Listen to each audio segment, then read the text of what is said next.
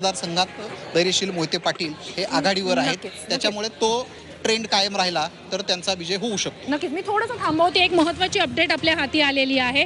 काय आहे ती अपडेट आपण जाणून घेऊया. साताऱ्यात शशिकांत शिंदे आणि उदयनराजे यांच्यात काटेकी टक्कर आहे. आपण काटेकी टक्करचे मतदारसंघ जाणून घेत होतो.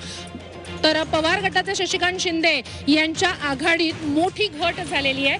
भाजपचे उदयनराजे भोसले इथे पिछाडीवर आहेत, मात्र तिकडे शशिकांत शिंदे यांच्या आघाडीत सुद्धा घट झाल्याचं दिसतंय. 12व्या फेरीत शशिकांत शिंदे 795 मतांनी त्या ठिकाणी पिछाडीवर. आता काही ठिकाणी जल्लोष तर होतोच आहे, काही समर्थकांकडून केला जातोय जल्लोष.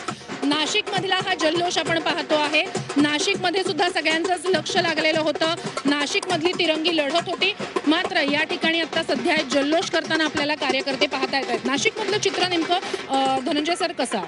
नाशिकमध्ये राजाभाऊ वाजे शिवसेना उद्धव ठाकरे गटाचे जे उमेदवार आहेत ते आघाडीवर आहेत. भाजपनं तिथं शिवसेनेचे विद्यमान खासदार हेमंत रासने पिछाडीवर आहेत. हेमंत रासनेंच्या उमेदवारीबद्दल खूप म्हणजे चर्चा झाली आणि खूप उशीर झाला. मग त्याच्या भुजबळांबद्दल उमेदवारी द्यायची की नाही तो वाद होता. दुसरी गोष्ट, शांतिगिरी महाराजांनीही बहुतेक रासनेंची मतं खाल्ल्याचं दिसून येतं. हेमंत गोडसेंबद्दल बोलताय तुम्ही, हे थोडंसं आपण दृश्य पुन्हा एकदा दाखवूया.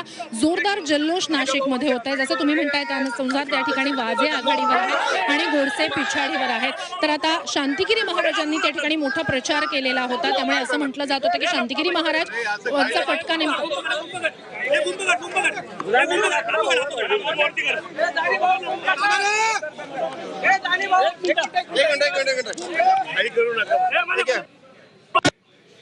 किती मोठ्या ठिकाणी येणार काय सांगाल? आज एवढ्या मताधिक्याने तुमच्या प्रत्येक फेरी आघाडी आहे, काय सांगाल? लोकांचा आशीर्वाद आहे आणि नेत्यांचा विश्वास आहे. मला वाटतं त्याच्यामुळेच हे शक्य झालं. विजयाचं श्रेय कोणाला देणार?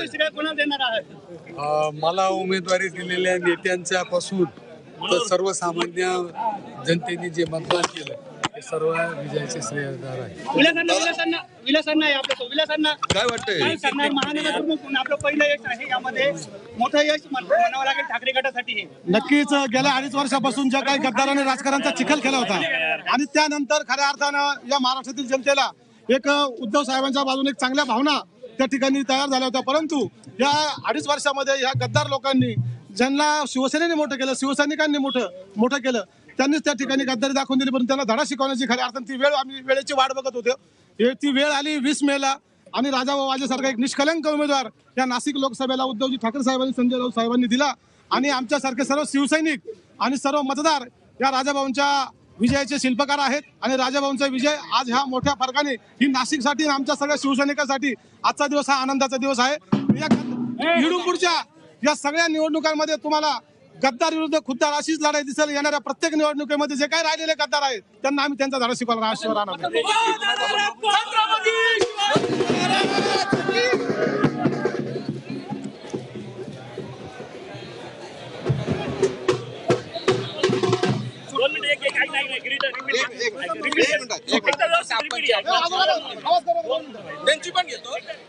तर राजाभाऊ वाजे तब्बल 1,03,000 आणि त्याच्या पुढे काही मतांनी आघाडीवर आहे.